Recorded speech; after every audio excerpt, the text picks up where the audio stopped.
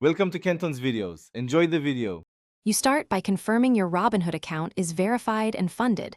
This matters because unsettled deposits can block trades. Once done, open the app and search ticker MSDR to load the quote page.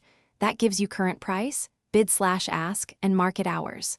Make sure to add MSDR to your watch list to monitor movement while you prepare order details.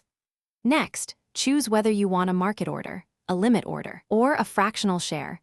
Each controls execution and price exposure differently. You now tap Buy on the MSDR page. Pick shares versus fractional and type the number or dollar amount. Fractional lets you own part of a share. If you care about entry price, use a limit order and set the ceiling price. Otherwise, a market order fills immediately but may slip. Next, pick time and force. Day cancels at close, GTC stays until filled.